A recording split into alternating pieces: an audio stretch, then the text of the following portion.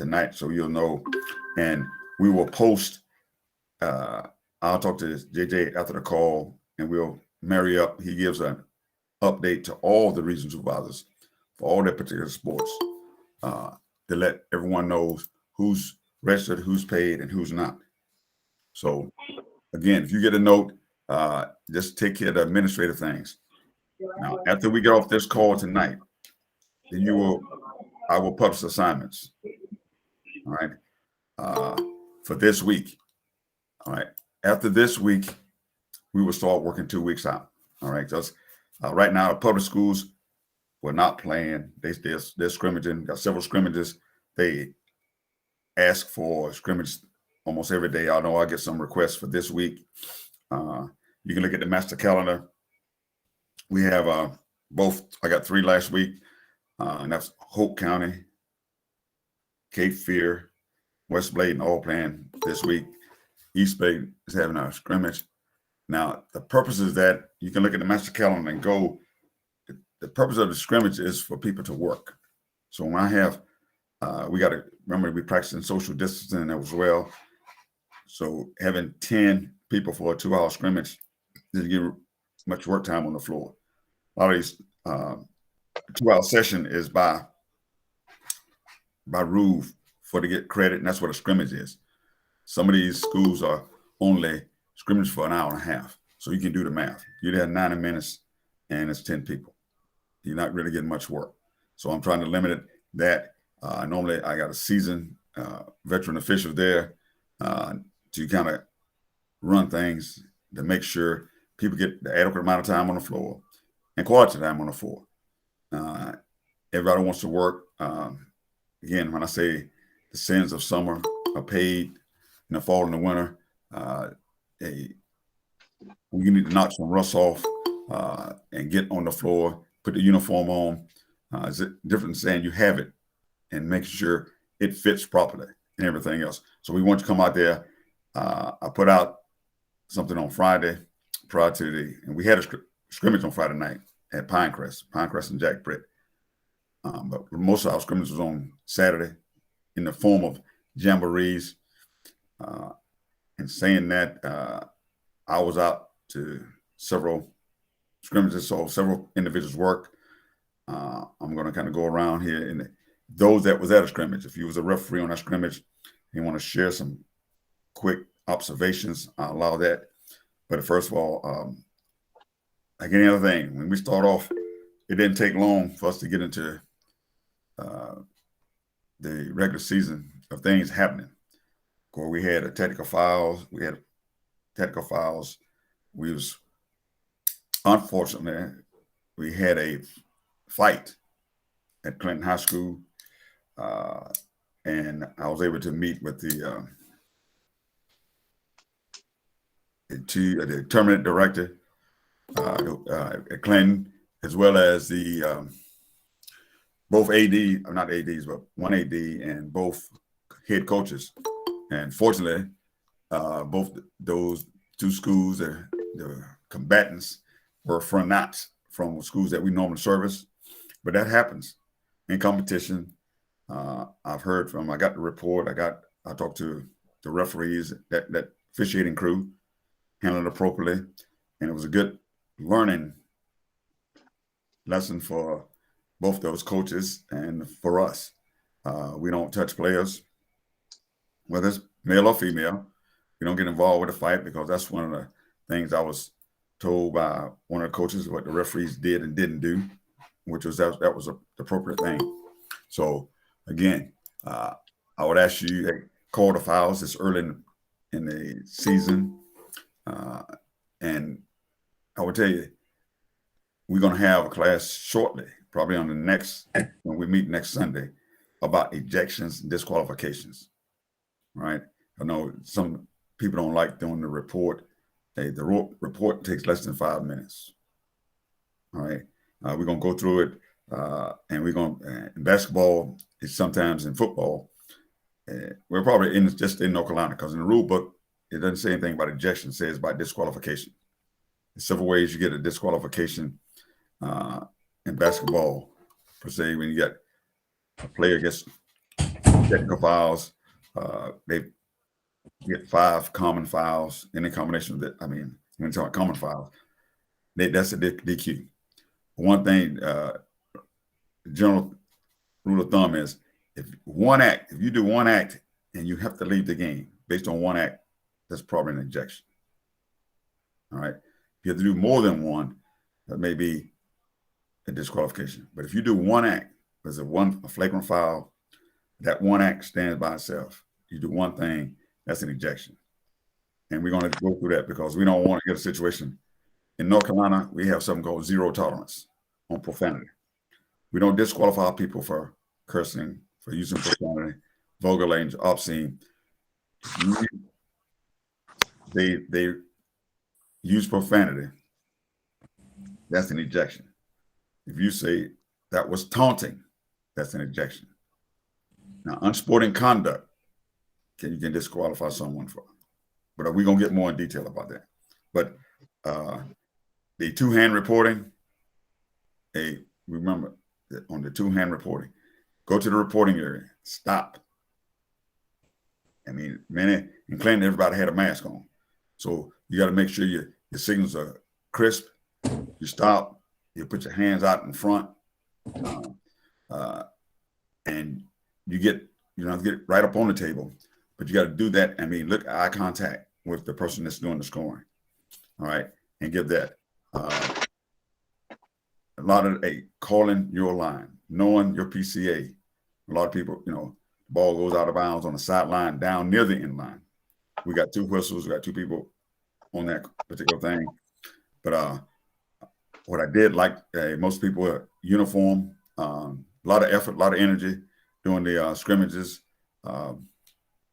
and good foul recognition. Some people practiced and did the new mechanic on the team control and the player control. So I was pleasantly pleased with that. I know it's going to take over time, going to take some getting used to. But at this time, before I turn this over to Mr. McCray, anyone, referees that were in the scrimmages yesterday, the jamborees, would they like to share, without calling your name, would you like to say anything that happened at your scrimmage as something that would be good for the group? Hey, Earl. Yes, sir. This is Reggie. At Anderson, they don't have enough space in the front there to have the guys sit when you're coming in. And he said that he talked to you about that. If he said he talked to me about that, what did he say I said? Well, he said he talked to you and Mark because No. they could. That's okay, what he said. But he said when they say that's what he said, it's for the group. When someone said I talked to Errol, I've talked to Mark, ask them what did they say. Because I was there on Friday, the day before you all got there dancing. That's why I go everywhere before I sign you there. We had to have an X on the floor. We had to have a possession arrow on the table. That's the first I'm hearing that. Because if he talked to Mark, it wasn't the last couple days. Mark went in the office. I'll talk to him tomorrow because I want to know what I told him. Because if you don't have the adequate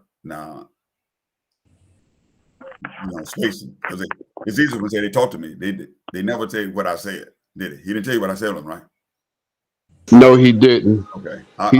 He said he talked to you about it because they don't have enough space in the front there for them to put an X, I guess. And no. I told him what the requirements was. We don't play unless they put that on the floor. Right? That's part of the court markings. All right. The substitute does not become a player until we do what? Something's on the floor. How are you gonna? We got the same situation kind of at Jack Brett in some of the schools where they can't sit right in front, but it's still that's the proper markings on the floor. But I'll take you up. Anyone else has anything else about the anything that happened the scrimmage that I know we had a few injuries. We had an injury at Clinton where the MT had to come out. I think at Terry Sanford, there was an injury that caused that basically when they ended the the play over there. I saw I was at 71st. Oh no, I was at Clinton.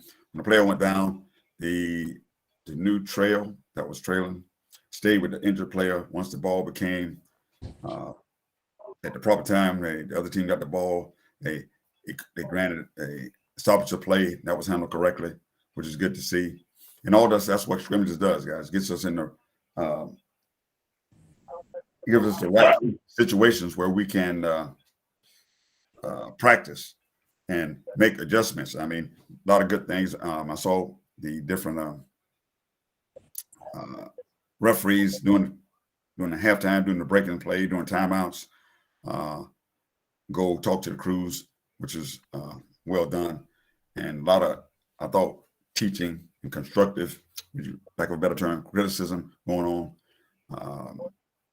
People calling things. One thing there's two on timeouts. There's a 30-second timeout and a 60-second timeout. I know. Hey, let's work on that. We don't have we call it a full timeout. The terminology is a 60-second or a 30-second timeout. Anyone else has anything else for them scrimmages? I mean, there's definitely some rough play out there, and I want to tell you that we got to be strong. I shared with the group of Clinton yesterday, last year. Well, during this past basketball season, there was one game, a varsity boys game, and there was 73 fouls called in the game. 105 free throws. Now, when I say 105 free throws, some of those are front end and one-on-one. Some of those were just those 73 fouls. All were not shooting fouls. The game was long, and I did get a call from an AD about the length of the game and everything else. Now, if we called 73 fouls, we could have called 93. All right. Had we not called those 73, we would have been doing several reports, because there would have been probably some ejections. There would have been some disqualifications. Hey, just look, one thing about basketball, look, we don't work the time. We work the standard. Okay. You're in the game, and some people can play. Hey, you can play physical, but you can play physical and fair. And our job is to keep it fair and keep it safe. Mr. McCrae, are you on the line? Well, John, you can make your public service announcement about the.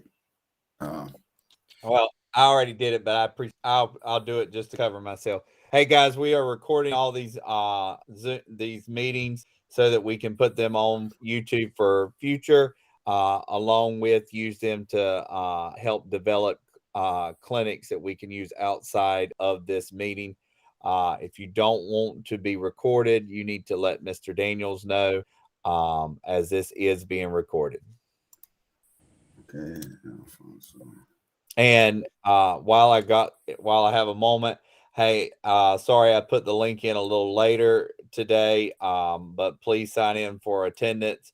That way we can get you taken care of. Those of you who are on the phone, we will get your attendance when the meeting's over. Just stay on, and I will get that taken care of. Thank you.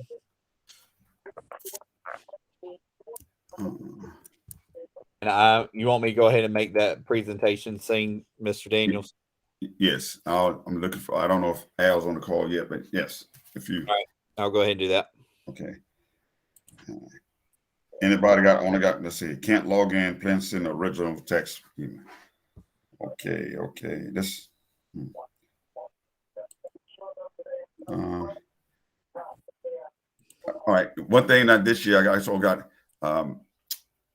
the during scrimmage headbands, nose rings, inner earrings, and we got the mask not being worn properly. Now, when I say the mask not being worn properly. Now, I did tell the coach, and I went out on site visits. I'm going out. I went out to Anson specifically because we've not had them before. They just came to, and that's the only school in that conference we're going to have. So we probably expect to have some issues with that. We have a Carolina conference. We have just that we do the 6 teams in that conference. We only do Lakewood and Union. Those split conferences what I'd like to do is, talk to those, because they're going to have officials from other associations when they go on the road. And that's like we're going to have them when they come to us. I'll give them information, because what I shared with the Anderson coach and AD was we have a national standard, National Federation. Also, we have the NCHSA. The games should be officiated pretty much the same. It's a national standard for interscholastic competition, and that's the National Federation. Same signals, same a legal screen over in that conference, whether you're on the road or home, should be the same. All right. So, but how we apply and how we interpret things should be pretty much the same. So, the uniform violation, the uniform, it belongs to the coach. That's their responsibility. Okay, it's their responsibility. Some schools, I will let you know, I will put out right now. I got it from Hoke. I talked to Moore County AD. I'm getting it from Sampson County. During that game, wherever the game is being played, they have to go by those rules. Now, some schools, like in Moore County, whatever they do, that Moore County team, if they have to wear a mask during the entire time, that means when they go on the road and they come to Cumberland County, they go to Sampson County, they go to Richmond, Scotland, they're requiring their teams do the same thing. They got one standard, either home or away. But that is to them. But the whole school, that's what we're going by. So Cumberland County has, if you're actively participating, you don't have to work. You're not required to wear the mask. Officials and that home school don't. Neither school has to, but the others, LEA, the visiting, they're you don't tell anyone they don't have to wear a mask. All right, except to the whole school, because some player will come. Look, since we playing in Scotland, Scotland's policy is actively participating. That's all you have. But everybody on the bench, coach, players on the bench, supposed to be masked. And again, we're not the mask police. That's up to the administration, home administration. But I would ask that if you notice that, you're going to notice that during the timeouts, during other times, all you have to do is to make note of that. You let me know that you notice the individuals on the bench were not wearing a mask throughout the game, and I'll take that up with them. Now, when they're on the bench, if they're consuming the beverages or something like that, being refreshed that time, but they're supposed to put the mask on. But during scrimmages, I didn't see many people on the bench with the mask. I mean, a lot of things they didn't do. But again, that's scrimmages, and I did make that note to several of the coaches and their ADs, the ones that participate in the scrimmage, kind of let them know, look, these are what the rules are. You can help the coaches by when they call and ask something, hey, just give me a gesture like, hey, you got a mask, or when you come over close to them, you put your mask on. I mean, several officials yesterday, they used a whistle mask, they used a whistle shield. Some had the gaiter on. Again, all legit. It's optional for the official. It's optional for you at all times. But again, when you go into a school that has a mask mandate for everybody, then we're going to mandate, as far as the players on the court, and you got to wear yours. I got a text message about the rough play, very aggressive on defense, too much hand contact. I guys remember, notice when anytime you got two hands on the opposing player, hey, that's a foul. Okay, it's the reason they got the hands on, right? And you don't restrict once they become a ball handler. Hey, the arm bar, all those things, that's a foul. Get it early. We want to start the season off calling it somewhat tight and let the kids, they'll tell you whether they want to play or not. But I tell you, doing the women's game, the girls' game, things were very rough. Everywhere I went, they were. We can't allow people the game get out of control. If you think at 1-1 up, you know what, the game's getting out of control. Hey, it's already out of control. Just call the foul. They say people want to say let them play. Well, we are going to let them play. We're going to let them play fair. All right. Is Mr. McCray on the call? If he's not, I'm going to go. John, you go back to the very first slide, I guess. This is, The first one's up for you. I'm just trying to zoom out for you. So, okay. All right. This is it. The first one. Okay.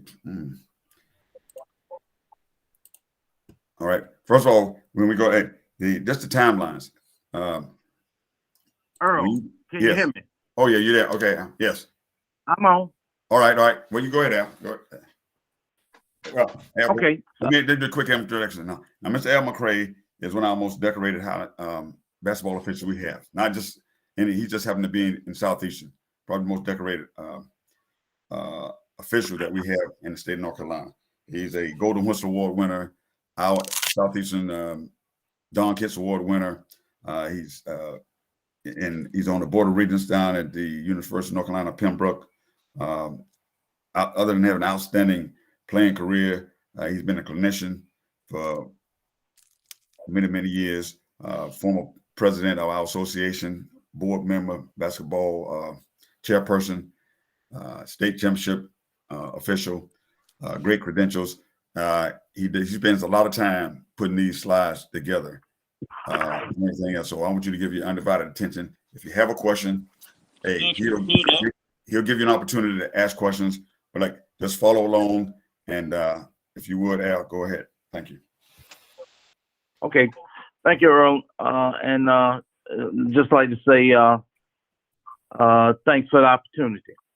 I'd like to maybe go ahead and start relative to the 21-22 points of emphasis. And Earl has done a thorough job of covering these items. I had put these points together last week, but I do think it's always good just to review.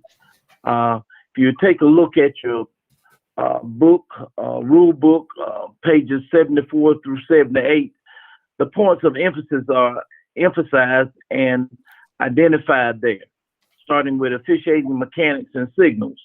As we talked about our scrimmages yesterday at the locations that I was at, mechanics and signals are something that I can say we all need to work on. Basically, that lets us, at least gives folks a very visual idea as it relates to our confidence level and showmanship for us. So yesterday at the location where I was at, one of the things that we talked about was, emphasizing mechanics and signals and just kind of slowing the process down as it relates to, what we do. Timeout administration. Timeout administration, coaches and players on the court can make those requests, and in administering or awarding the timeout, I would say that we just need to communicate that to the scorers table, timer, and also to our partners, just so that we know exactly where we need to spot up at. As Earl emphasized earlier, a 30-second timeout is normally we're going to the top of the key, and one official will be going to the spot where the ball is being put in play. 60 seconds timeouts, we're going to the boxes down at the end of each court. And upon, the timeout expiration with the first horn, we should be moving to the teams and having them to break up and get back out onto the court, just so that we can move the game along. The other points of emphasis include unsporting conduct, screening, the Euro step, spin moves, and jump stop, and traveling. These are some, basic things that we need to really look at traveling. And that Euro step piece, those are things that we're really going to have to, I think, take a look at and make certain that we do a much better job in, officiating those items. I'm going to go to the next screen, talking about rule changes. Can be found on page 78. Again, talking about religious head covering and then official signals change made, eliminating signal 37. And as Earl stated, he noted that there were a number of officials who were actively, attempting to make that change. For a lot of us, it will require some work, but I do think that if we make a legitimate effort and just slowing down and getting it right, then it becomes, a part of what we do. It becomes a part of what we do. Let's move on into, we've talked about the mask protocols, and you see those listed there, mask requirements in place for players. If it's a requirement for the players to wear the mask, we as officials are required to do so at all times. But based on what Mark had sent out to us, initially as we, come onto the court, we should be masked.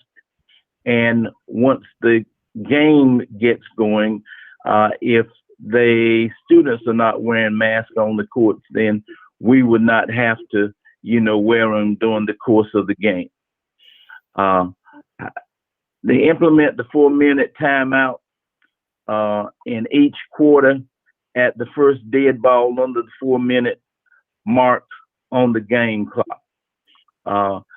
Again, if they are required to wear the mask on the court, and Earl, I might want you to speak to this, noting that the students on the bench are required, but the players on the court are not required. Are we still going to conduct the 4-minute timeout? Great question, Al, if I may. Right. Yes. If they're required to wear a mask during the playing action, if we have if they're on the court wearing a mask, and that's right now, Moore County is doing that. We will. Okay. That requirement continues, and that does is that the first dead ball under 4 minutes. It's not. We don't stop the game at 4 minutes. We don't grant and we must specify to the table when we give a regular timeout. That is an official's timeout. Once you go and do the 60-second timeout, step to the table, because the book will probably go and write it down as charged to 1. So ensure you tell them that is a right. Only we're gonna do that if they wearing masks on the floor. I got you. Okay. And now just if we go to overtime, there is no mask timeout. They're only for the forced regulation play. All right. Thank you.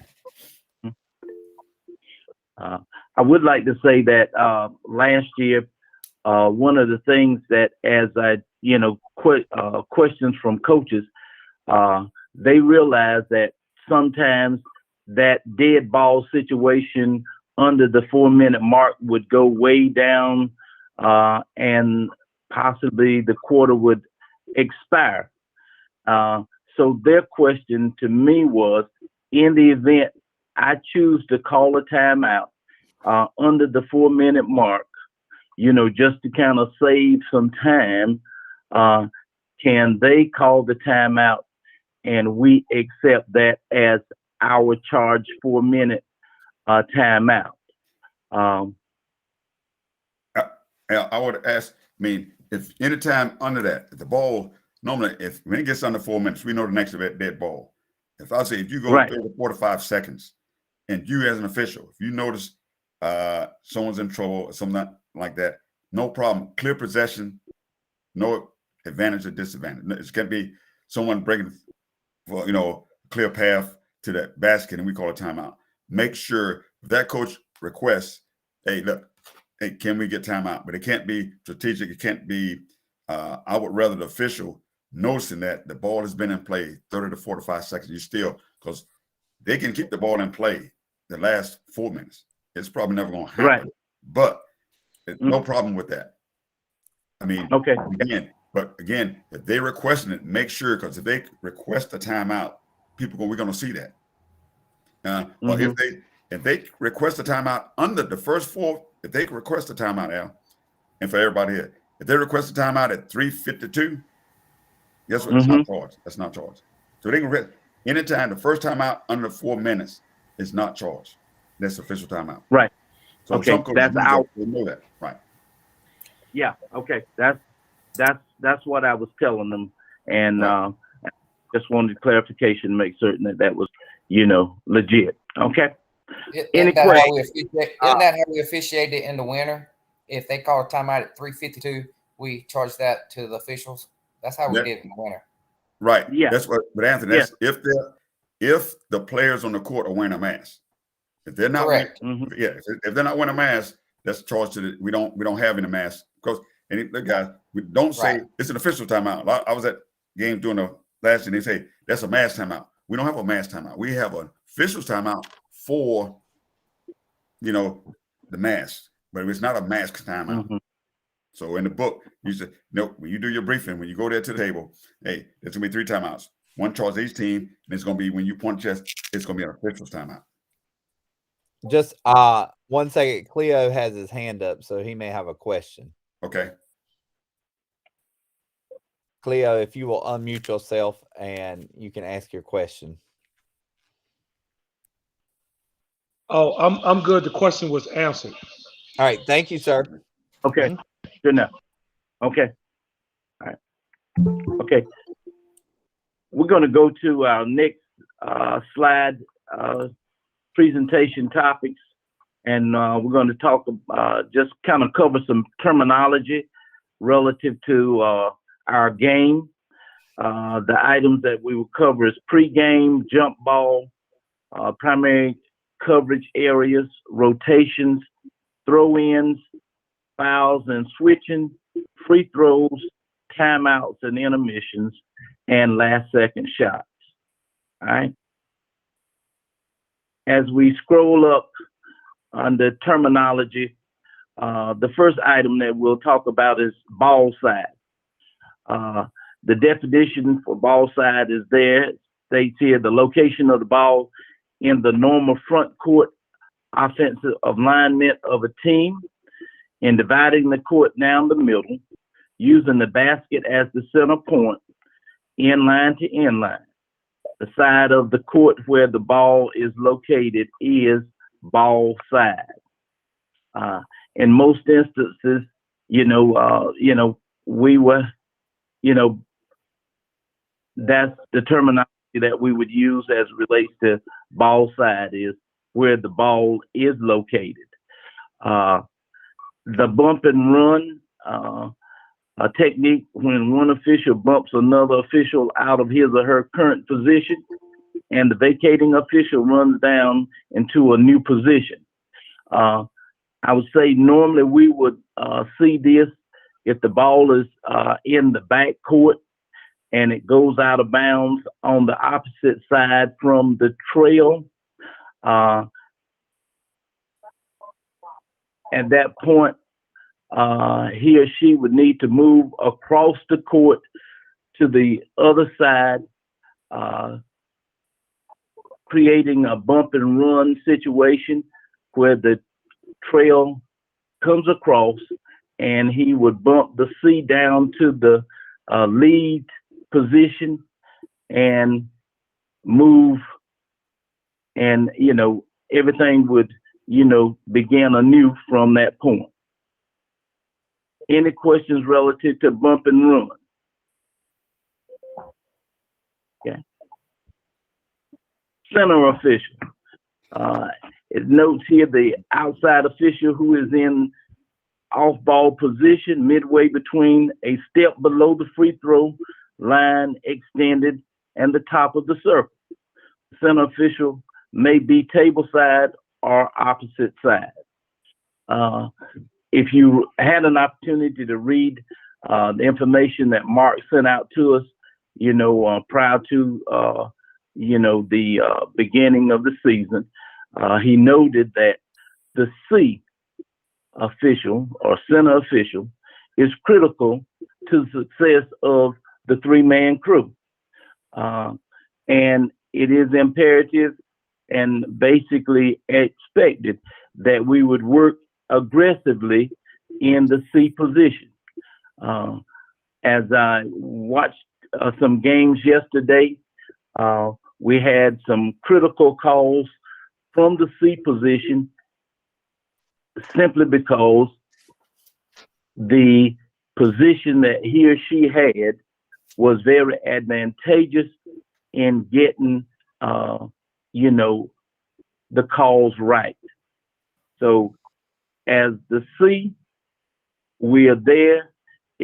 I can say that the addition of that third official has afforded many of us an opportunity to, extend our careers as officials. But in doing so, that is not a position for us to be lackadaisical as it relates to our effort, but to officiate aggressively and, keep things under control. Any comments relative to the C position?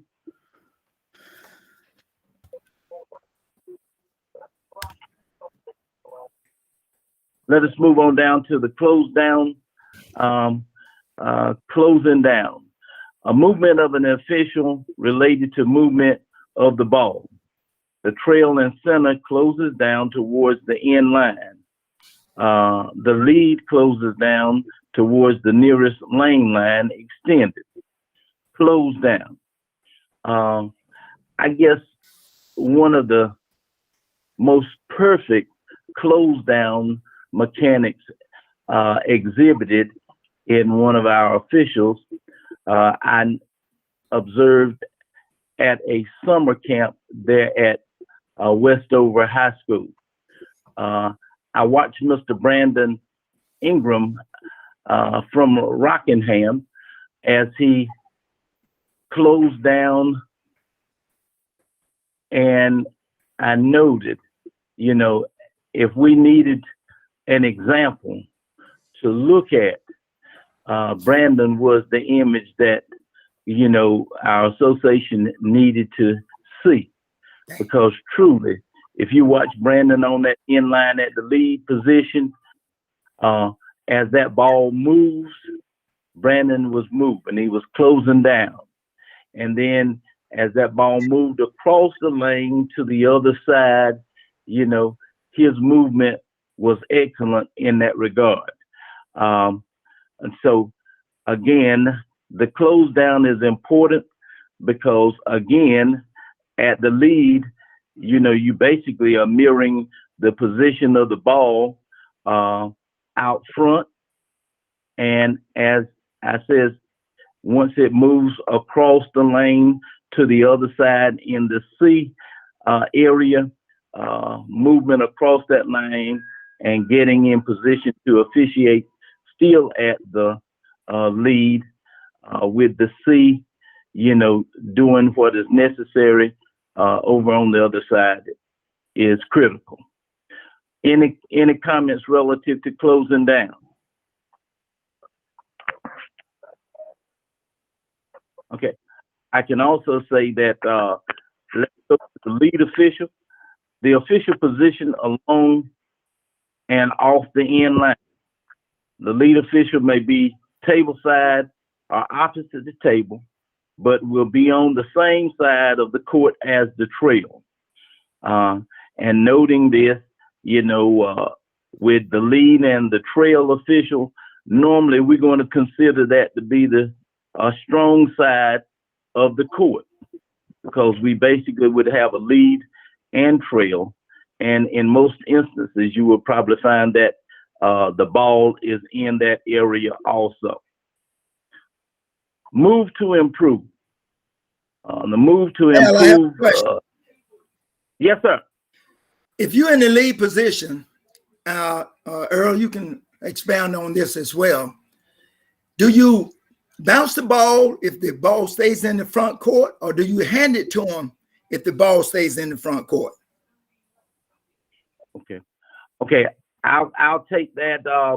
Basically, if the ball is staying in the front court, Right. Normally we can take either an inside position or outside position in awarding the ball. In most instances, we would say that we will actually hand the ball to the player. The times that we would actually bounce the ball to a player on the inline means that we will actually be going in the other direction. Okay. Okay. Normally, if we're staying in the front court, Right. we would hand the ball to the player on the inline. If we're going in the other direction, You bounce the we ball. would back away and bounce all to him or her. Okay.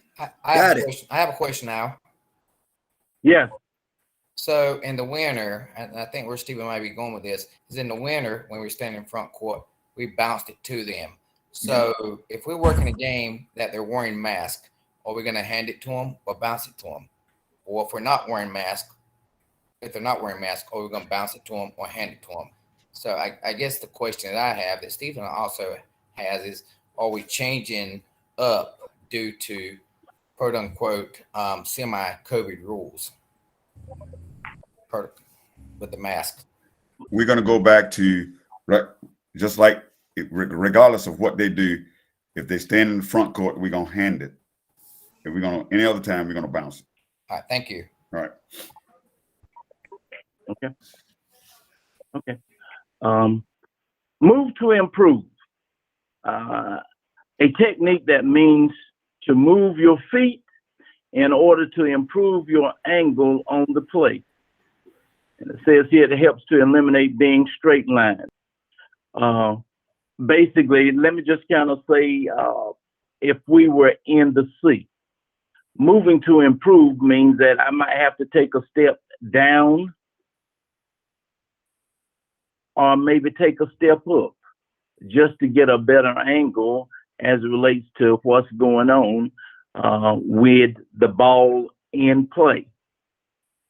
Or if I'm at the trail and I have a matchup, as opposed to standing behind the two players, I might have to step down to get a better angle just to see through the play itself. Standing behind somebody and we see players' movement that might be somewhat awkward, we might anticipate that the defensive man did something to cause that offensive player to react as they did.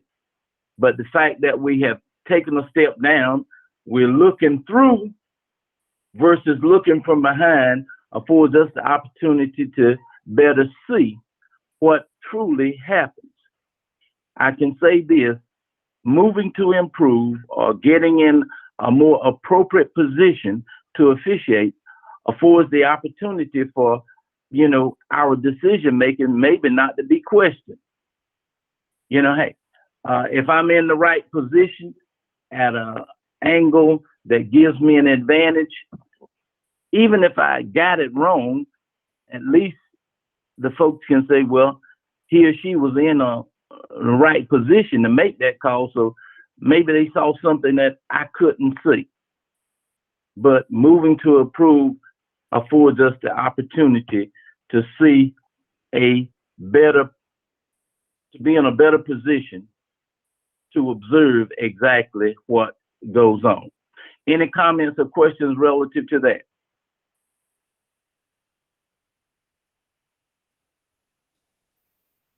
And I can say this, moving to improve, if I'm the trail, it means that I might have to leave the half court or division line and come down inside that 28-foot line and support my, partners, relative to long rebounding, and any rough play or that kind of thing that could be going on during the course of the game.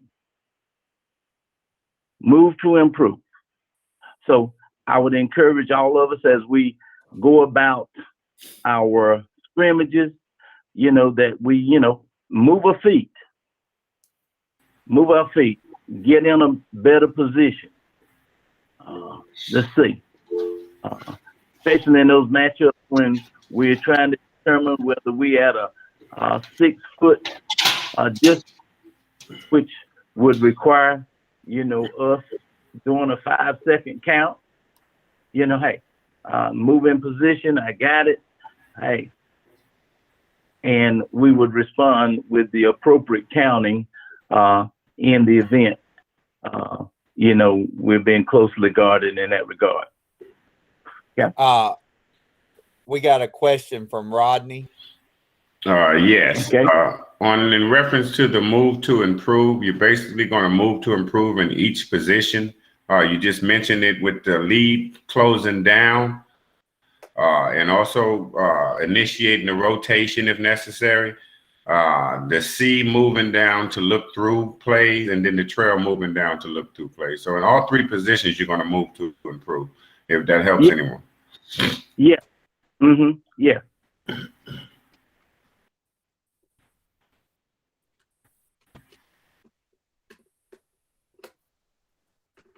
Anything else?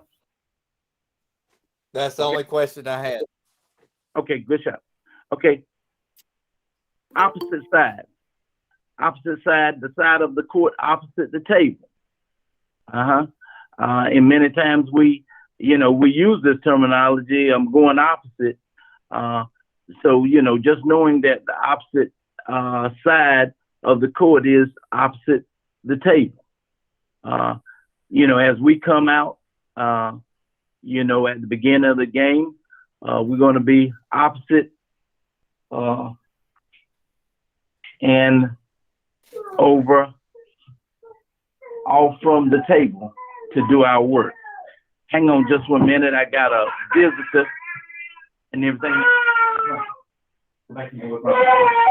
Go back in the brother. Go back. Okay, go ahead. Bye-bye. Okay. Yeah,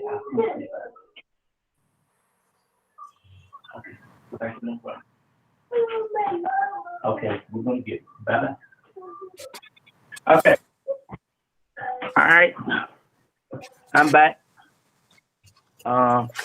Let's talk about primary coverage areas. Areas of responsibility for each official. The PCA is determined by ball location. I will tell you this, knowing what our PCA's areas is, can better help us and from creating issues amongst ourselves, possibly, as Earl talked before, double whistles, with the possibility of, especially in block charge situations, knowing what my PCA is, even though I might have a foul and my partner has a foul, if the ball comes from his or her primary, I know if there's contact or collision, I'm probably not, I might have a indication, I'm gonna raise my hand, I got something, I'm gonna yield to my partner who that play actually, comes from, simply because we don't want to be in a position where one is given a block and one is given a what? A charging indication.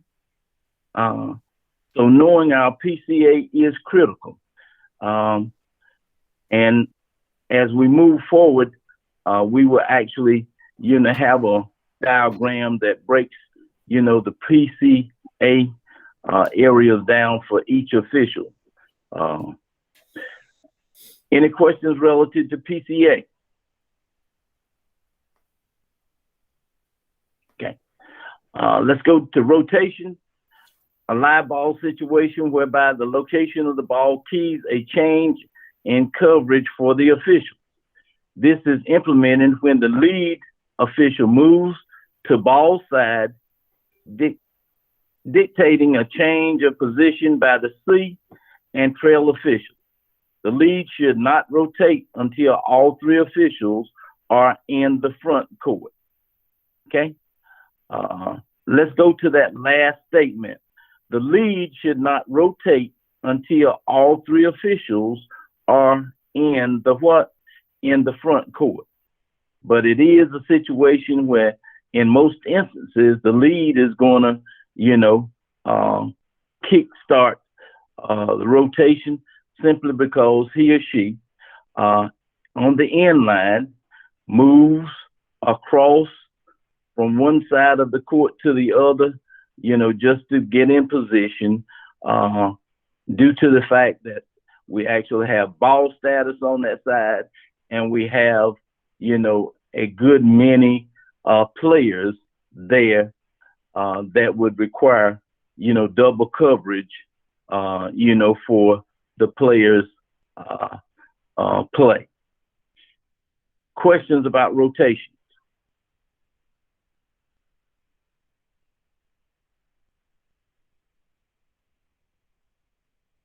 Okay. Move down to our next term, straight line. Earlier we talked about moving to improve, but this item here refers to a situation that occurs when an official allows their vision to be obstructed by a player or players having to look through a player instead of in between players. When a straight line occurs, the official is not able to accurately see playing action. The situation is also known as getting stacked. Okay, so again, straight line and moving to improve, affords us an opportunity to resolve any straight line issues that we would have. We want to have clear vision that's unobstructed so that we can look through players instead of from behind them or whatever. Any questions about straight line? Strong side. Strong side of the court determined by the location of the lead official. Yes, this is what I'm saying. I have a question. Okay. Go ahead. If the C is straight line, and in order to move to improve, they have to move to their left towards mid-court. Mm-hmm. Can the C initiate a rotation? Well, here's he how. become the trail to officiate better? Okay. Let's say, for instance, I would say that is predicated on the number of players that might be over in that C area. Let's say if there's a matchup that is, above the free throw line extended, going back to the division line, if there's only two players over there, the C can move to improve, which would require him or her to move back towards the play and officiate there. But if the majority of the players are still over on the other side, we just have one matchup there that the C can officiate, and wouldn't necessarily need a rotation to be made by the lead coming across. Now, if it's a situation where the C has to move out and stay, and there's other players down towards the end line, then basically we would consider that the C is initiating that rotation and drawing the lead across the lane to help officiate all of that down low, play there. Okay, thank you. Any other comments? Okay, all right. Okay. Switch. A dead ball situation created by an official who calls a violation or foul. After a violation is called or a foul is reported to the table, there may be a change in position of the officials. The switch will normally involve the calling official moving to a new position on the court. If I'm the official calling a foul on the floor, let's say, for instance, if I'm the lead and I'm going to the table to report, in most instances, hey, we will have a switch in that regard.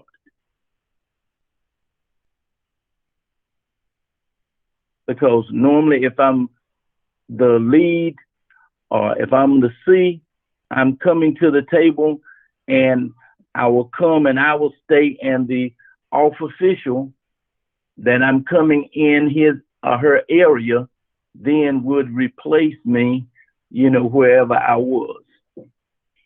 Any questions relative to a switch during the dead ball situation created by a violation and or a foul?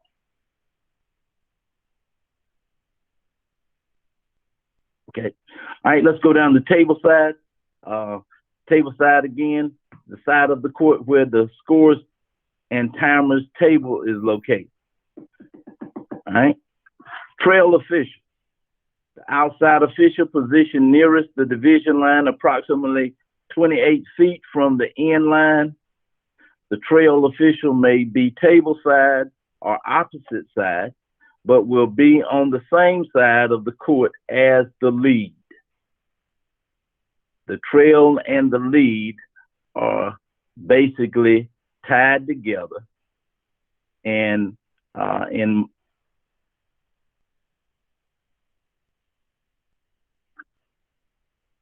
again, the emphasis is that we would work, as close to the 28-foot line, nearest that end line. They really want us to work deep at the trail inside the 28-foot line, because when you move, to that position, in most instances, you will have support your other two officials relative to, rebounding and that type thing, and just, closing down in many instances afford the opportunity to cause players to act differently. Whenever they know that you're in their area, I guarantee you they don't do things that they would maybe otherwise do, simply because, we're in the area. It's about like the police showing up or at least driving through, hey, it causes folks to take a look at what they're doing, and while we're in the area, things kind of settle down. All right. The last two things we. Hey, Okay, I have a question. Yes. If the lead is on the strong side and the ball moves to the weak side and they have players on that side, how long should the ball stay on the weak side before the lead official go over to the left side or the opposite side to make that the strong side? Here's what I basically kind of make that judgment, okay, in the sense that as the game is going along, we pretty much should make some determinations as it relates to, what teams do. Lots of times, team is going to maybe run the ball from one side to the other, but it goes over and, after having witnessed it, they're going to bring the ball back to the same side that it started from, simply because they're just trying to, create a situation where they can get the defense out of position. But if that ball comes over and settles for any length of time, and there's enough players over on that other side that requires our support and attention, we need to go ahead and make that move. Okay. Because we don't want to see over there trying to, officiate maybe 6 players by him or herself. The number of players, ball side, hey, it's just a matter of moving to improve and give support to where support is needed. Thank you. All right. Wide triangle. All 3 officials forming the geometric shape of a wide triangle, keeping all players and activity within the triangle. I think we all know what that looks like, with 3 officials on the floor, with the lead and trail being on the strong side, with the C being opposite of them, creates the triangle. And it states here that with all 3 of us, we should have everything kind of blocked in. We shouldn't have folks standing behind us or whatever, but we should have everything blocked in to where all officials, all of our eyes are on all of the activity that is being conducted by, the offensive and defensive teams. Okay. Okay. That kind of covers all of the terminology that, the Federation has kind of highlighted for us, and as it relates to, the kind of verbiage that we would choose to use, during our pregame. This information here is real good in conducting pregames. When we talk about table side, or we're talking about switching or rotating and, strong side, those kinds of things. If we do a legitimate pregame, these are the kinds of terms that we should use. It becomes sort of like the international language of basketball officials, so that we all have a better understanding as it relates to, what we're saying and what we're doing. And as a young official, the more of this that we can retain, it affords us the opportunity to better understand what maybe veterans are talking about, more so than not. Okay. Any questions before we leave terminology? Earl, you have anything? Mr. Daniels, do you have anything to share? No, I think someone's asking a question. Daryl Jenkins, Okay. trying to ask you a question. Okay.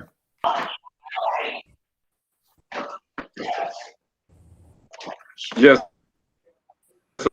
So, Daryl, everyone. My question is, I just want to highlight on the move to improve. Also, excuse me, can you hear me? Yes, go ahead, Daryl. Yes. Yes, sir. Can you hear me? Daryl, are you there? Yeah, we can now. Yes. Okay, my comment is, Al, on move to improve, just to throw this in there. The trail and the center should step.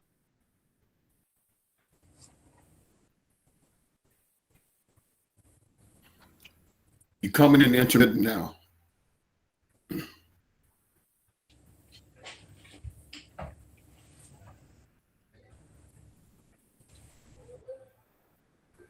Mr. Jenkins, are you Okay. still there? Daryl, I think you muted your mic by accident. Mm-hmm. Yes, I was just wondering, did everyone hear me? No. No, you Okay, muted your mic. can No, you hear me now? Yes. Yes.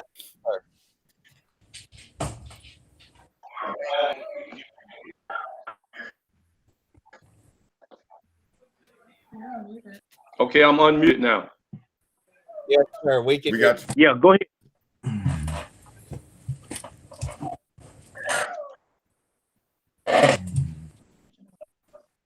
Okay, what I was saying was, with the move to improve, I've noticed that, you know, a lot of the trails and the centers, we should take that toward the gas, turn and burn on the shot attempt.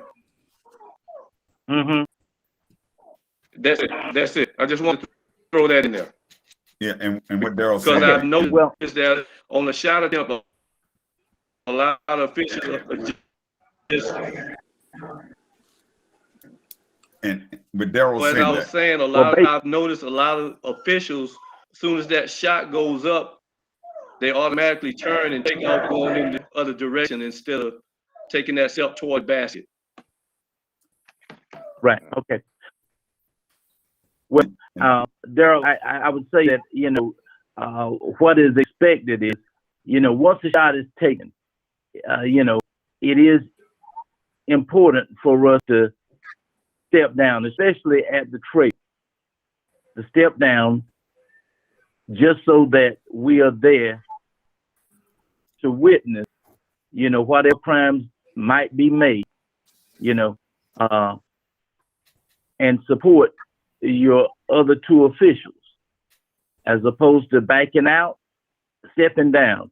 And we're not talking about maybe taking 3 or 4 steps. Sometimes just one step puts us in a better advantage point,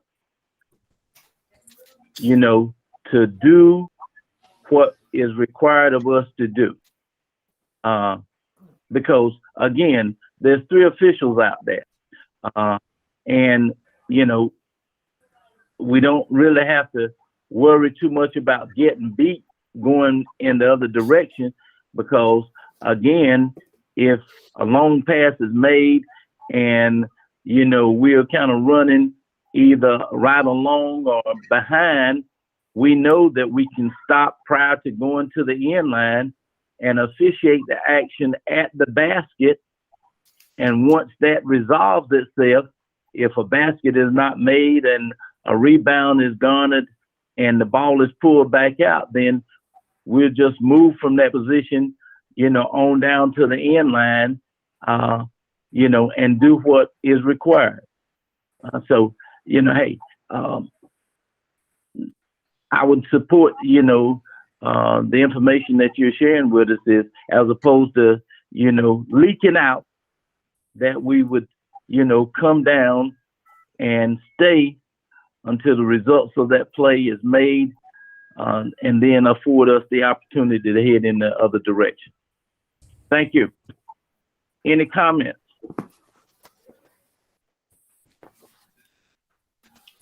Al, Okay. Yes, sir. before he goes into the other portion of this, for everybody.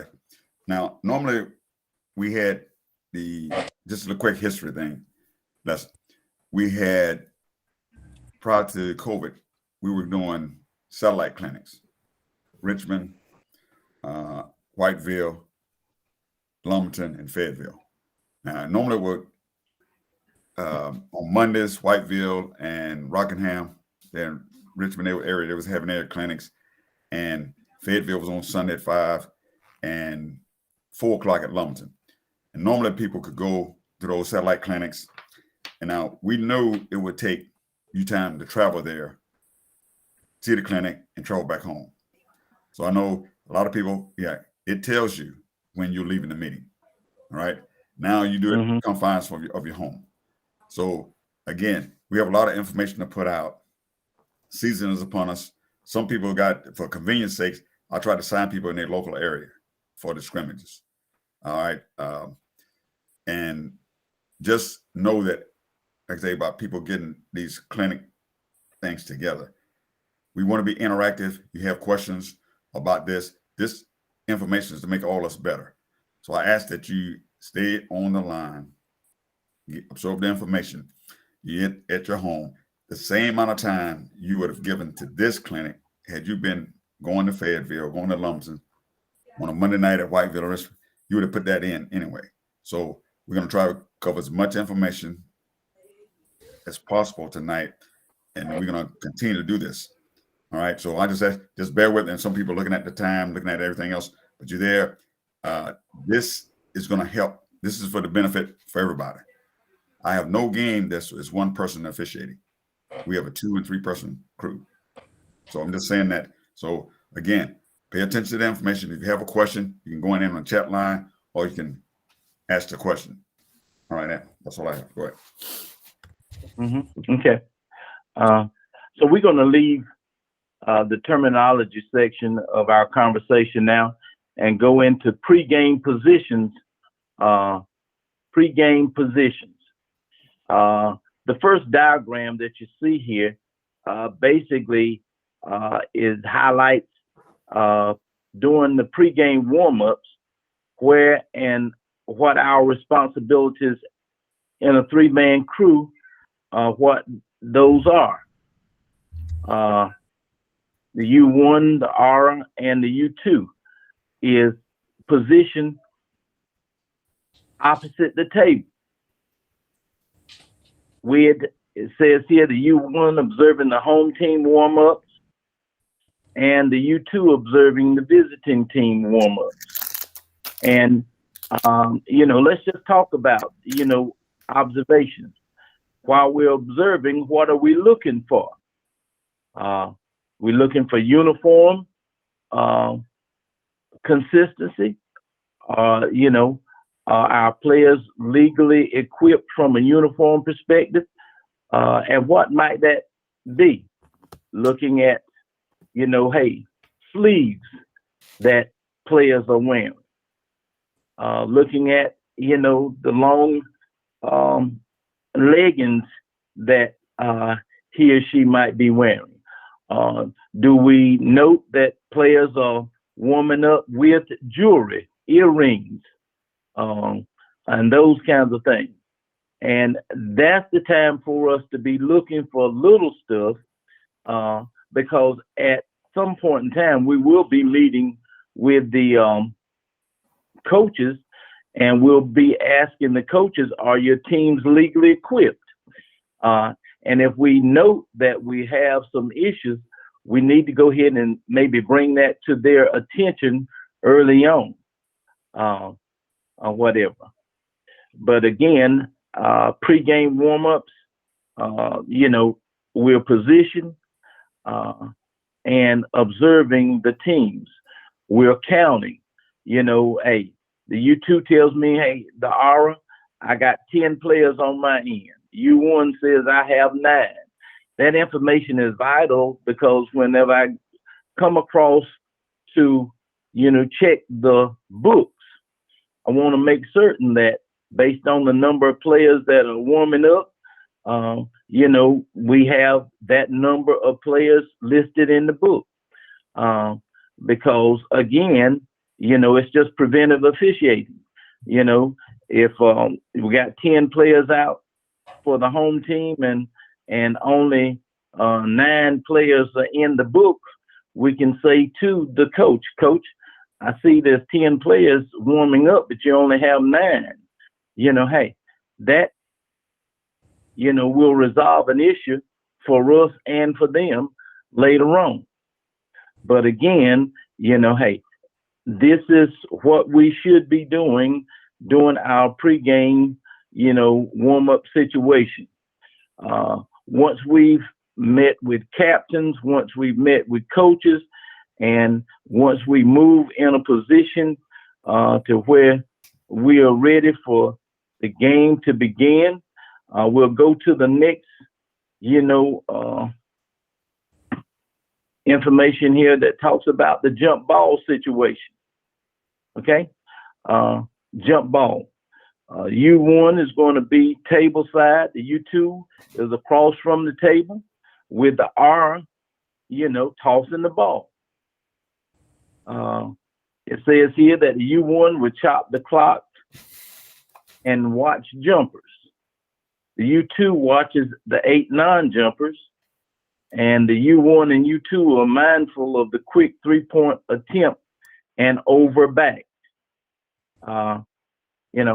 I will say this, as you had the opportunity to, take a look at the test exam, one of the questions centered around with the 8 non-jumpers, what can they do? As the R comes in, he declares, who's going to this basket and who's going to this one. He blows the whistle, no one else can what? Come on to the circle. But they can what? Back away. Is that not correct? And then we have the responsibility of the U1 and U2 duties doing that. Jump ball situation, what has to occur to have a legitimate jump? Hey, a tap is made, and the U1 chops the clock in. At that point, if the ball goes out of bounds, we have to make a determination whether it's tapped out by one or both. And if it went off in one player, not the other, then the ball goes out of bounds at that spot and we move, but if it goes out, it's tapped and it goes out of bounds with both possibly having tapped the ball, then we would come back and have a repeat of that activity all over again. Any questions? Now, mind you, the referee is always facing the table when the toss is made. Okay? Sometimes we possibly might forget and we would reverse it. So U1 and U2, don't let our referee, start the game, by tossing the ball with his or her back to the table. We are always facing the table when the toss is made. All right. Going to the jump ball, and then going to the results of the jump ball. Jump ball, the ball goes to the left, or if it goes to the right, the diagram here shows me that if it goes to the left, the U1 moves and goes down to the lead position, with the U2 coming down and taking the C position, and the R just, rotating around and becoming the trail. On the opposite end of that diagram, if it goes to the right, the U2 becomes the lead, the U1 comes down and becomes the C, and the R again, last man moving, becomes the trail. Any questions as relates to the jump ball coverage and our movement out of that jump ball situation? Again, be reminded the R always goes to the trail position. Question. Okay. Question. Go ahead. Does the referee always initiate the jump ball? Referee might be 5'2", and one of his umpires is 6'7". Wouldn't it be more feasible if the 6'7" official toss the ball? I would explain, my answer would be, that is at the discretion of the referee. If the referee chooses to make the toss, then he or she has the right and will to do that. However, I've had an opportunity myself, and just says, hey, you two, how about you tossing the ball tonight? And, knowing full well that I have confidence in him or her doing it, because, that's a critical part of the game. Whomever tosses, we want to make certain that they have the expertise and the skill level to make a legitimate and appropriate toss, because we don't want to start the game off and we don't look good doing what we do. But to your question, is it required that the RA does it? I just say it's based on what the R would choose to do, because he or she is the captain of the officiating crew. Earl, you want to speak to that? Yes. Now the R can designate either, if there's two person, of course, the U1, or if three person, U1 or U2, to toss the administer the opening tip off. However, it's not just based on height, because what we're going to do, if you're looking in the official's manual, you're going to toss the ball higher than you think the jumpers can jump. All right. There's no limit to how high you toss it. We want a good toss, but knowing that in the second, third, and fourth quarter, the referee, the one that I assigned in that position, will administer the throw in. You can designate the toss, and out of just courtesy and respect, tell the person, not right when you're getting ready to, if you go check the book, come back, do all that, and then just say, look, you're doing the toss. Let them know beforehand. Okay. But it's because in a men's games, you may have someone, 6'8", all the things that he covered on the administering of the toss and what people have to do, the non-jumpers, all that applies. Because it would be easier for somebody to steal the tap. Yes. But if they steal the tap on the way up, what happens? We got a violation. All right. But the referee can designate the person to toss it. But the second, third, and fourth quarter, it will be the referee that administers the throwing. They go to overtime. Right. You can still do that. Designate the person to toss. That's the only thing. Thank you. You're welcome. In that case, I will always designate the toss when I'm the R. Okay. All right. Well, when you're not the R, now somebody gonna designate you. All right. Look, I expect everyone to practice that, because it's an art. Some people do very well. Two hand, one hand. I do. Hey, throwing it to the side. Hey, that's something a lot just like the mechanics and the signals. Get in your mirror. You got to just practice that.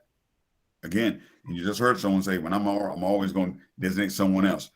Now, again, we can laugh and joke here. We at the game, when I say about being perfect, we're going to be perfect in our sets. If you toss the ball, and it's a bad toss, U1 blows, you do it 2 or 3 times, what does that message send? We're not prepared. There's no, you start the game off like that. The spectators, the coaches, the players, what type of official, when you make a call, it loses so much of the credibility. So again, before you said, make sure you're the captain of that team. There's 3 teams on the floor: the home, the visitors, and the referee team.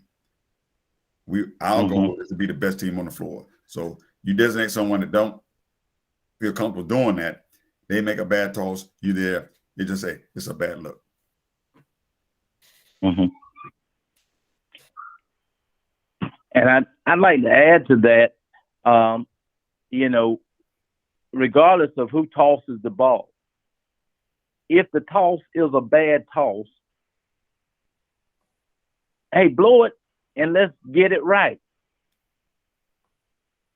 Don't feel like you're putting Al McCray out when you know that my toss was bad, and one team gain an advantage simply because I maybe didn't toss the ball high enough. Hey, just blow it and say, hey, let's do it again. And, hey, because again, as Earl said, we want to be perfect in our set. And we definitely want to, start the game from the very beginning to make that as perfect can be.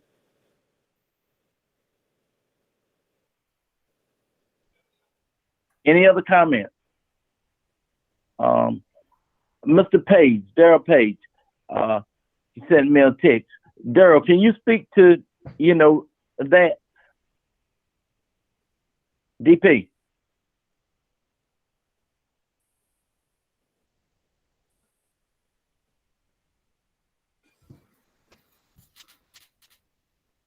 I was hoping. I think he had a question. Daryl, if you're on the phone, you'll have to dial *69 to unmute. Yeah, I'm sure not.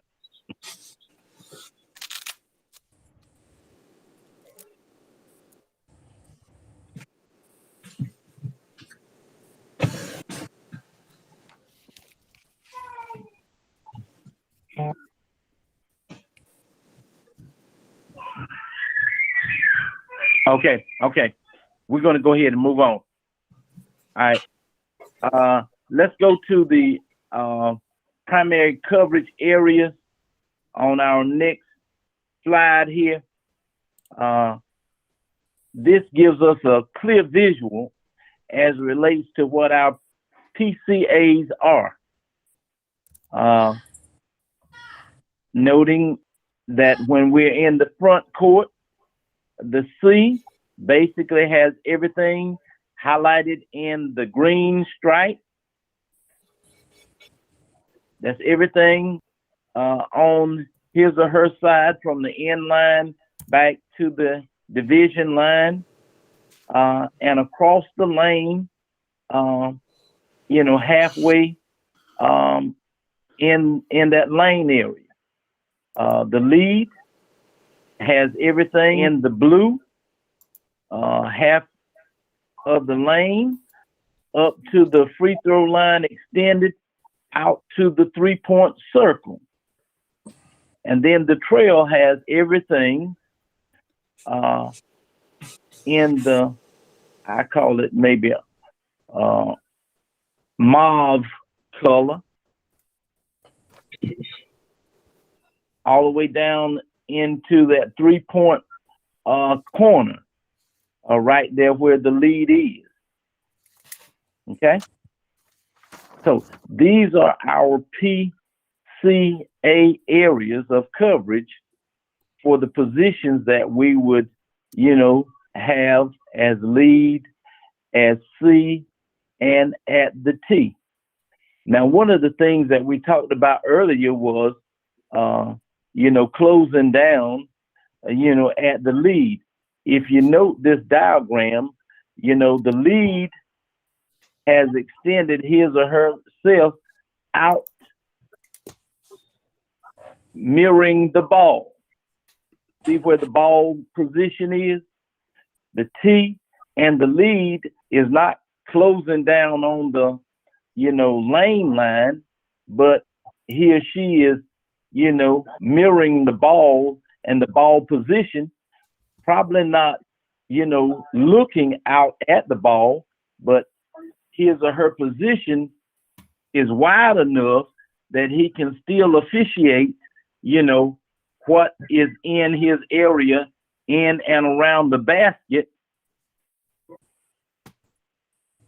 from the position that he or she is in, just based on this diagram. And as that ball would maybe begin to transition back across the court towards the C side, then we would see the lead closing down.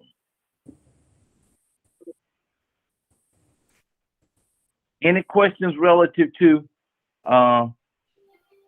it states here, both C and T should close down on shots. This is what Daryl was talking about earlier.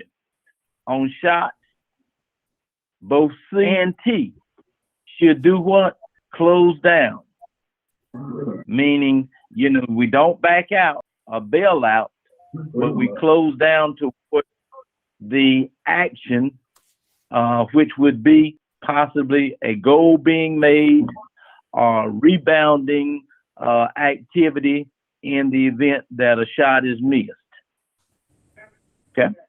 Any questions or comments?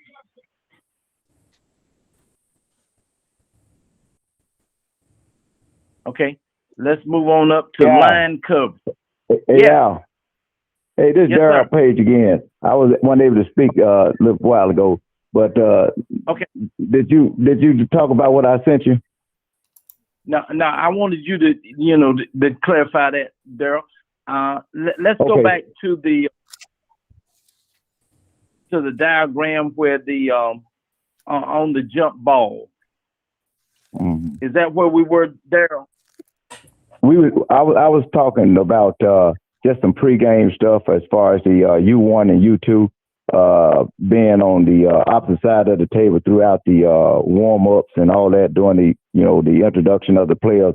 Are we still going to stay on the opposite side of the table and not go over there to the table side once we're doing the introduction of the players? Okay, Earl, speak to that for us, okay? Yes. That was changed last year. Are we going back to the Well- pre-COVID, or we're staying across from? No, we're gonna go back to normal unless I'm told different. I'm gonna talk to NCHSA tomorrow and ask that particular thing, because a lot of the teams, even in the scrimmage, when I'm doing making my visits, they're doing this to Chicago Bulls type, cut the lights out, spotlight.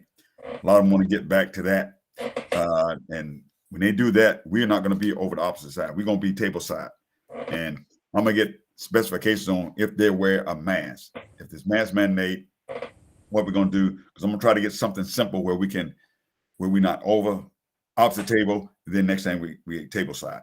But I know for all the private schools right now, I mean, some of the public schools I went out to and talked to, they want to do this pregame ritual with this. They want to go back to doing the introductions. Then we're going to be table side, just like normal.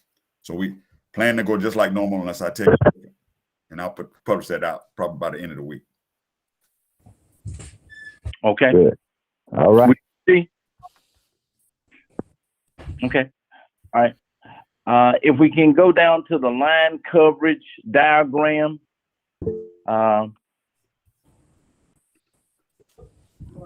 as Earl spoke earlier, sometimes, we actually have double whistles on lines called, and we just want to be crystal relates to knowing what our line responsibilities are when the game is in play or the ball is in play. Basically, the lead, we know that the lead's responsibility is going to be on the end line. Anything going out of bounds on the end line, whether that's on the right side of the court or the left side of the court, we should have a whistle from the lead. The C is responsible for the sideline going on his or her side, whether that's across from the table or table side. And then the T is going to have the sideline on his sideline and the end line going all the way back to the far end. And so, just know that the lead has the entire end line. The C has the closest sideline to him or her. And then the T has the closest sideline, division line, and far end line. And it says call only your line. Call only your line. Any questions?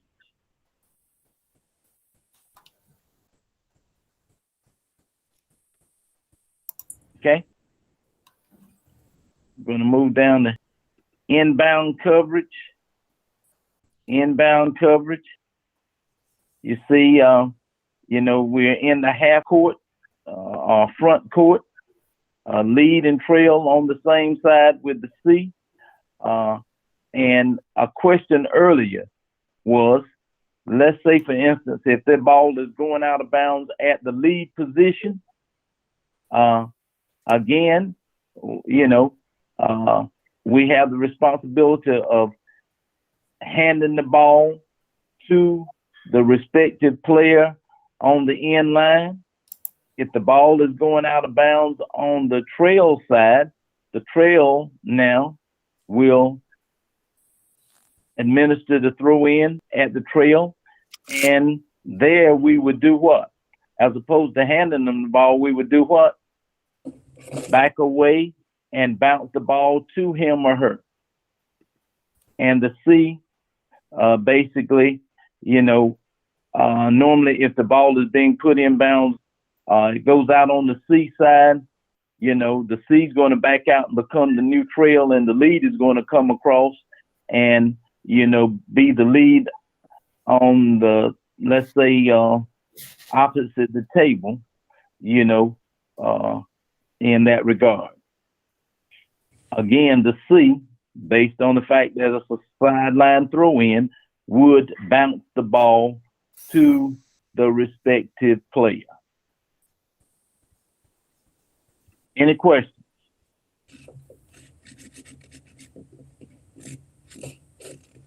Okay. Let's go to the next diagram. We talk about coverage on transition, meaning that we're leaving one end of the court, going to the other end. The trail moves from his position in the front court and goes down and becomes the new lead. The lead now becomes the new trail, and the C basically remains the C from, one free throw line extended to the other free throw line extended position.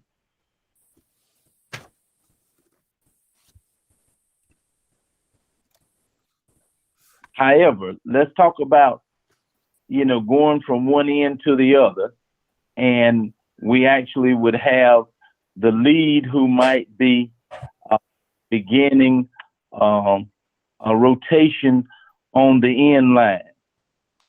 And for whatever reason, the ball, before the rotation is complete, the ball goes in the other direction. I think we've probably all been caught in a situation like that. If the ball is already gone and the trail who now becomes the new lead is gone, the C,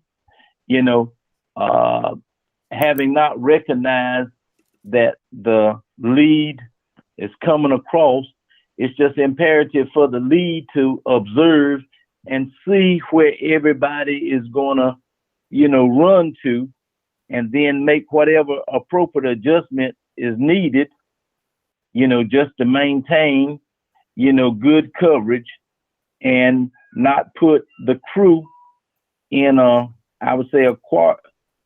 situation that causes an imbalance, of such. Any questions relative to that?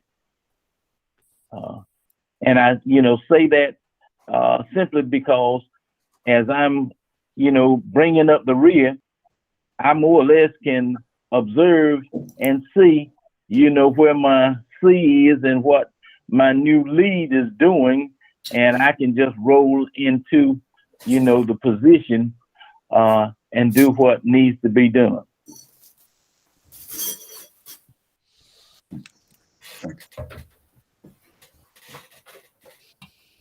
Any comments or questions about, transition from one end to the other?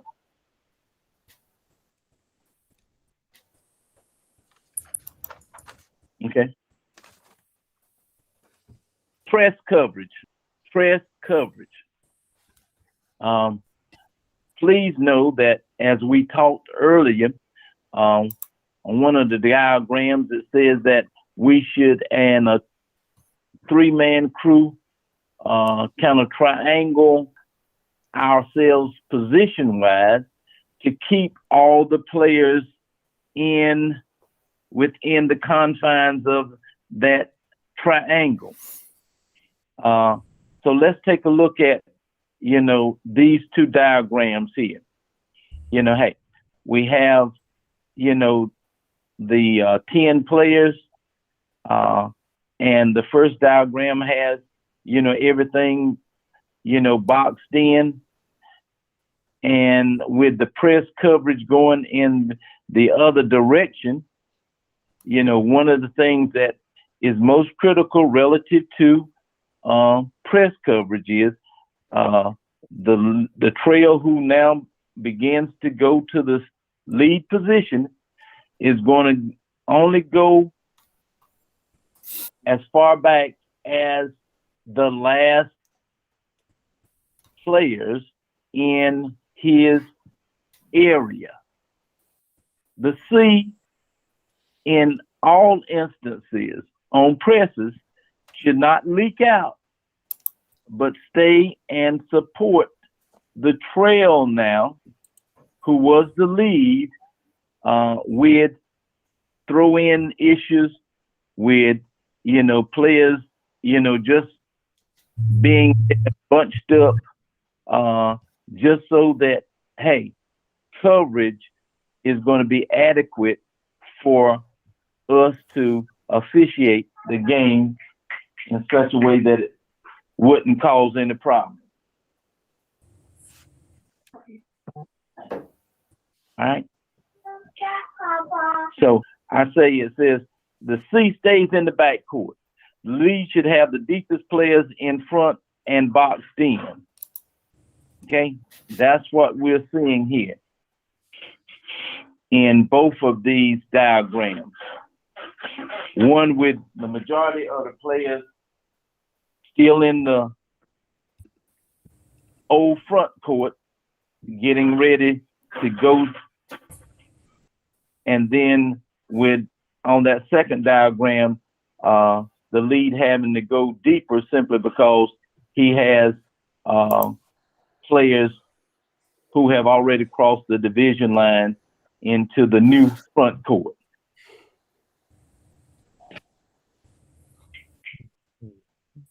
Any questions?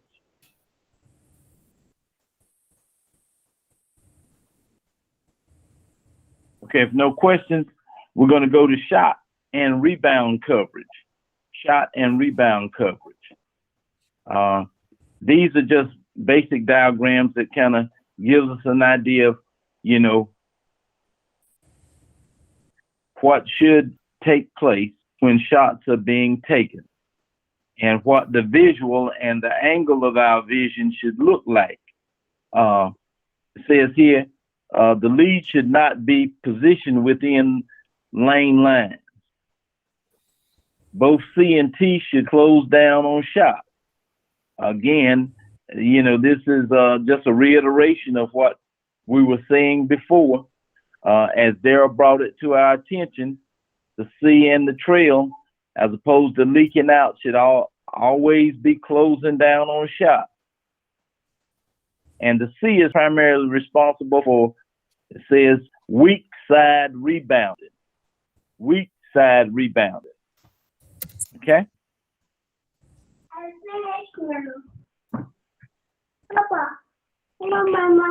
Okay, go ahead. Go back in there with grandma. Okay, yes. I'll go. All right. Okay, any questions? Okay. I have about 7 till 6.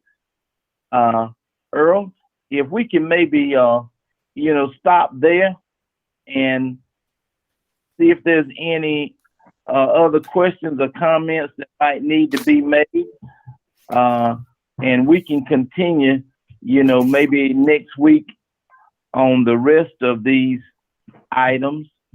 But I think, this presentation can be posted, and if you wanted to continue, if you wanted to continue to look at the rest of these diagrams for, next week's scrimmages and future references, we can do so. Right. Okay. And that's a good stopping point. John, we'll post this, and like I say, this is going to be on recording, and those who haven't seen it, and that's like all the managers will be. There's going to be some other subject areas that I asked the basketball staff, some of the senior veteran officials, state championship officials, all-star officials. They kind of go in. You got to talk about the technical file, talk about timeout administration, some other things. But again, thanks for everybody who stayed on the call. I mean, again, this is annotated when you leave the call and do different things, guys.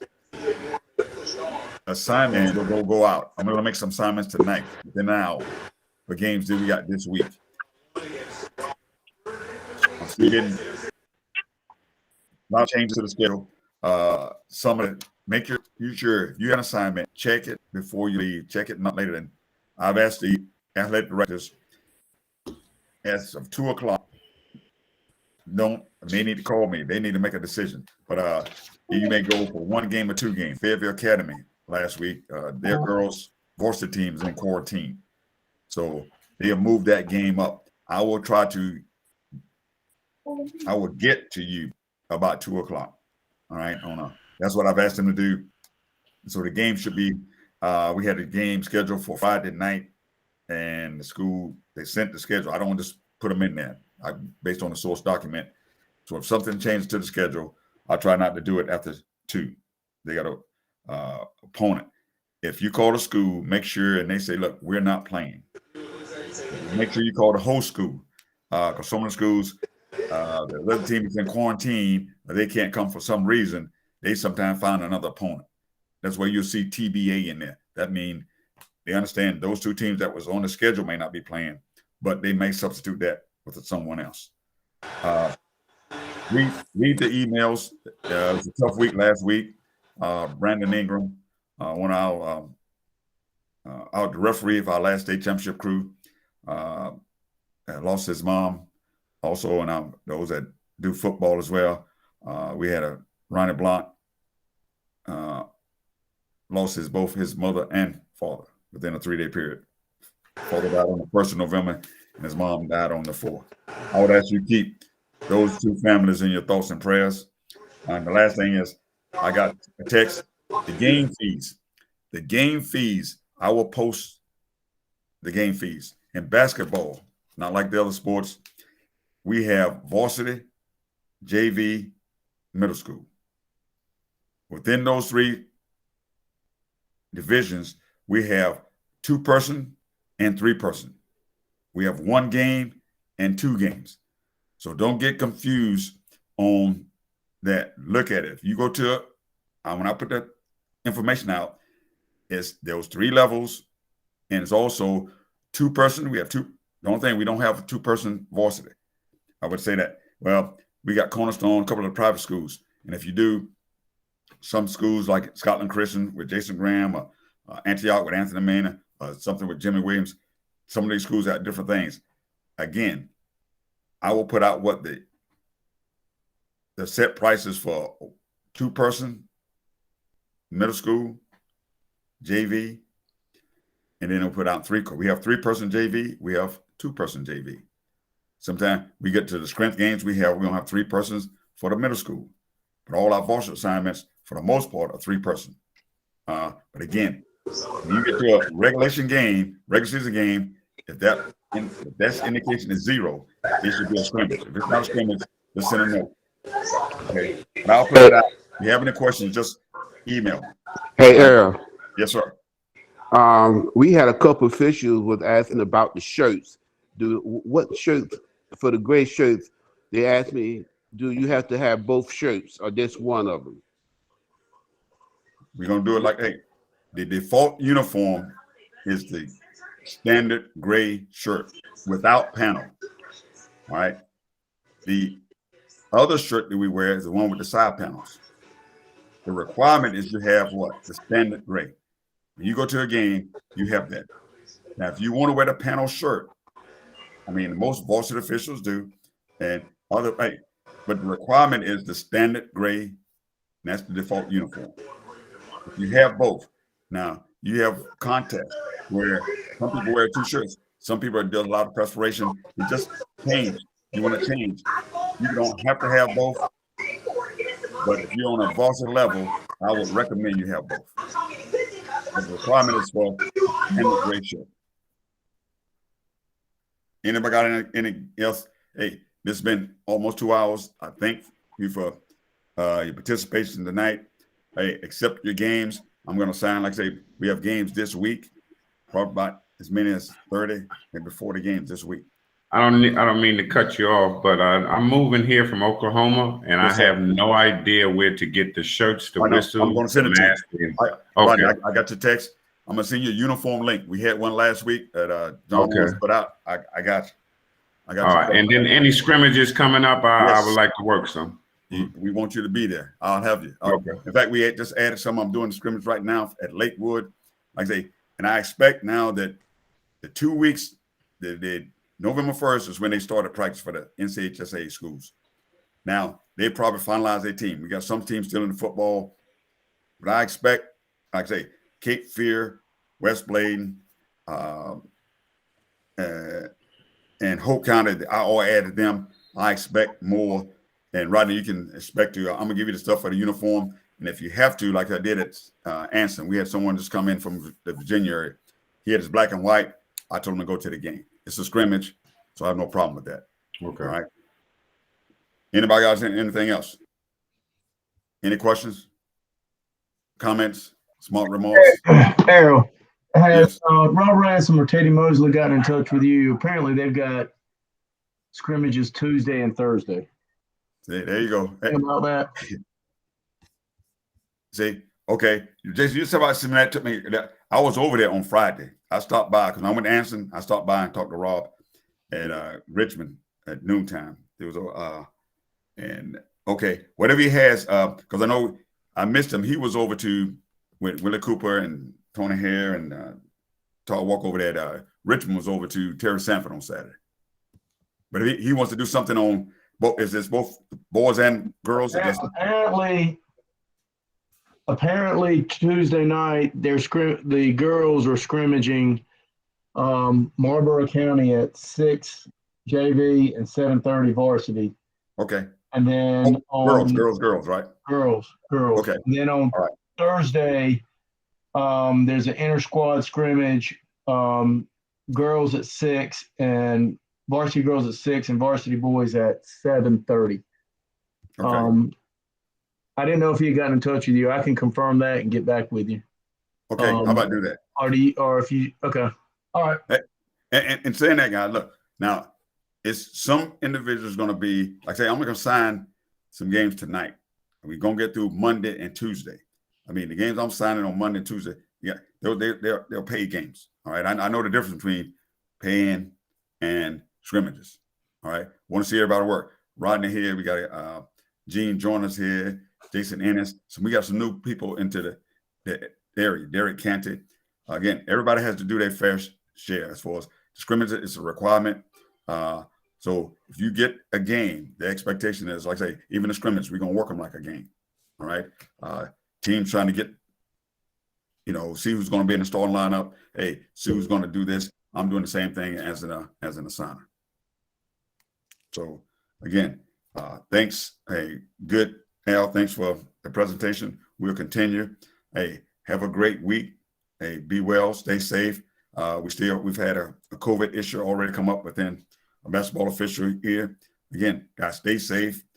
Take your hand sanitizer. Still social distances. Do those things that's going to keep you safe and well. Again, I can't emphasize that enough. So, Errol. Yes, sir. Just want to let I put in the list everybody who had signed up. I also put the people that I don't know who you are or based off your username. So check the chat before you leave to make sure that you have registered for tonight. And the phone people just stay on, and I will get you squared away as soon as everybody starts logging off. All right. That's all I have, guys. Just hey, have a great week.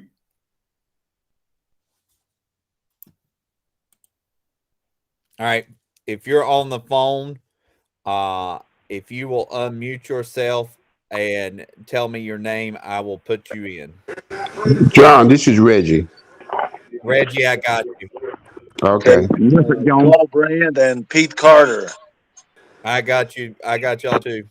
Dwayne McCormick. This is Mac Utley. We're good to go. Mac Utley. You get Dwayne McCormick. All right, hold up. Let me get some of these people off. And then Tell them this is Wayne Lassine. Hey, if you're on the computer and you got to put it in there. I can't do everybody. You got to click the link and put it on there. I'm on the telephone. This is Wayne Lassine. I'm on the telephone. Wait till he gets through. He just said to wait. Give me a second. I'm trying to get people off.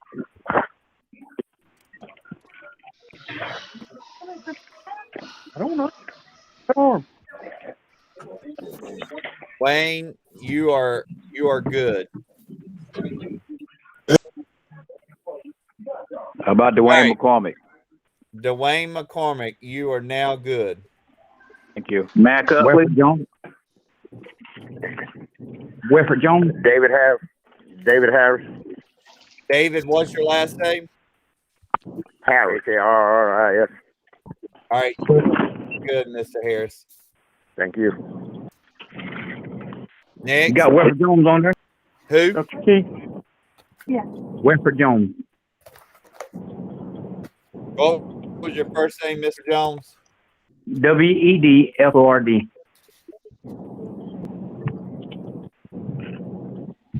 All right, I got you, Mr. Jones. Thank you, sir. You're welcome. Mac Utley. Mac, what's your last name? Utley. U-T-L-E-Y. All right, got you. Beverly Vaughn. Say that name one more time. Beverly Vaughn. Beverly what? Vaughn. V as in Victor. A-U-S-E. All right, got you. Thank you, John. You're welcome.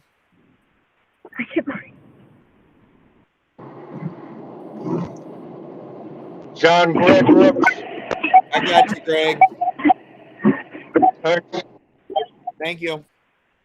Hey, John. Dickie Walters.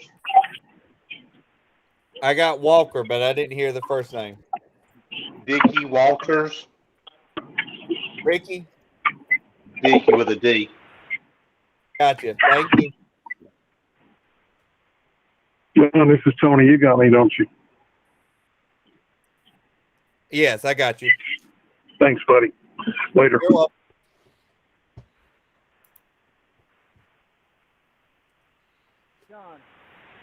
welcome. Chris Williams. I hear you. I got you.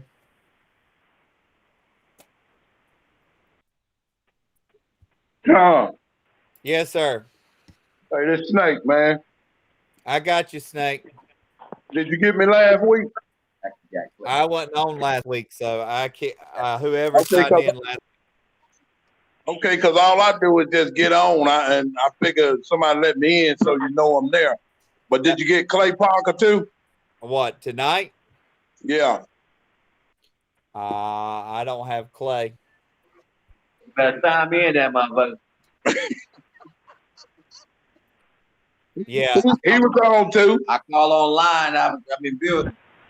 Yeah, if you don't sign on the link, I don't have you unless you tell me like right. Well, just go ahead and sign me up. He was on. You're fine. I got it. The line was busy. That's me. I got it. All right, John. Appreciate you. You're welcome. Hunt, John. I got you, sir.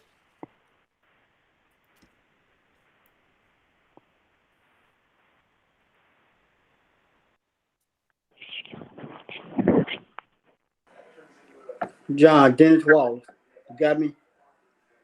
Who? Dennis Wallace. I'll put you in. You're in. Okay.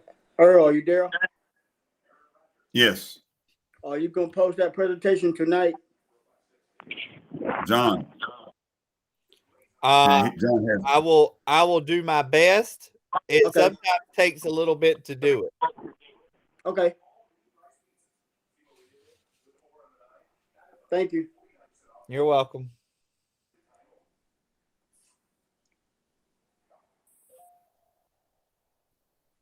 Anybody else need to check in?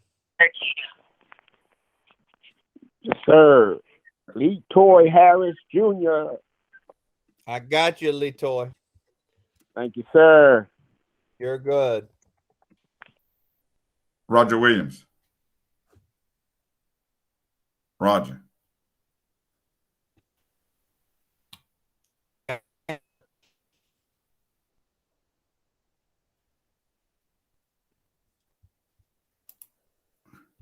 Roger, are you there? I see Hershey Edmonds still there. All right. John, it's Kevin Whitley. Yes, sir. Hold on. Let me get back over there because I had stopped. Okay, got you.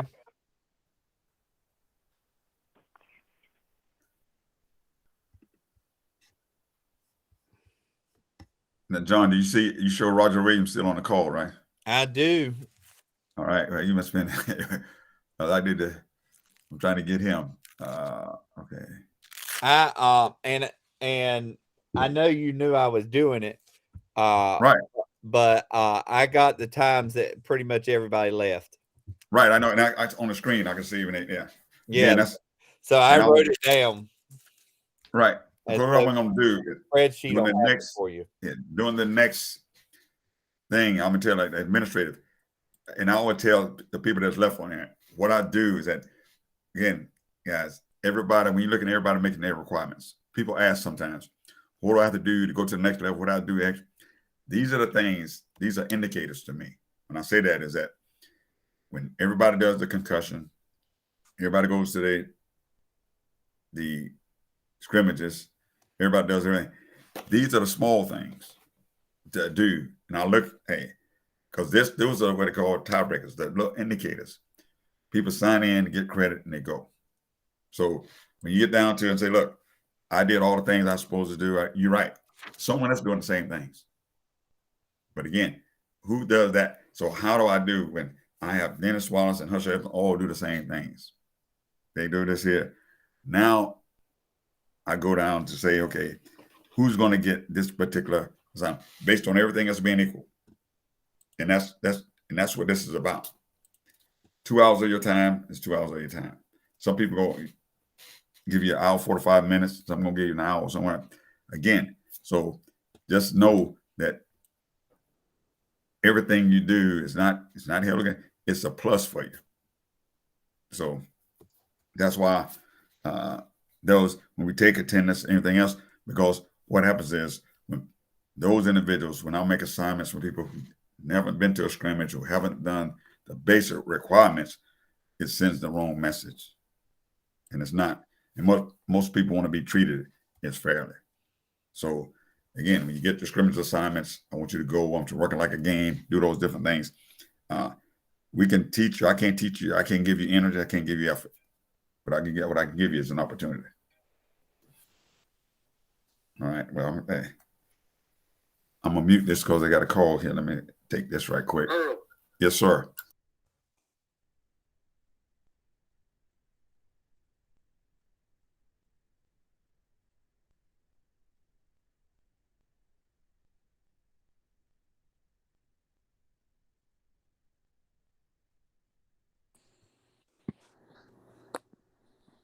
John, can you hear me? Yes, sir. Hey, this is Husher, man. You got me? I do not, because you are. I don't think. Hold on. I'm not on that. I thought you were on my list to say I don't have. Yep. Hold on. I'll switch back over.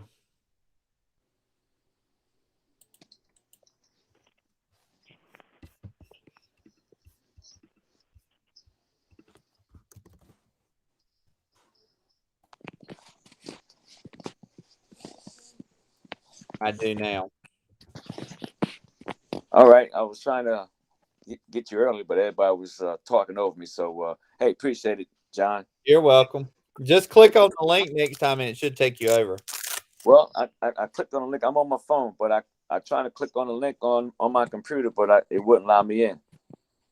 Gotcha. Okay. Well, and I hit the wrong button earlier on a group by accident. Okay. So you might have been the one I hit enter on by accident. Okay, so that's why I had to go to my phone. I've been trying to get on the computer. I said, man, this is not working. So I said, let me try the phone. That's what it probably was. You were probably the one on my computer that I hit by accident. I hit you not allow because I was trying to type in names of people who had not registered.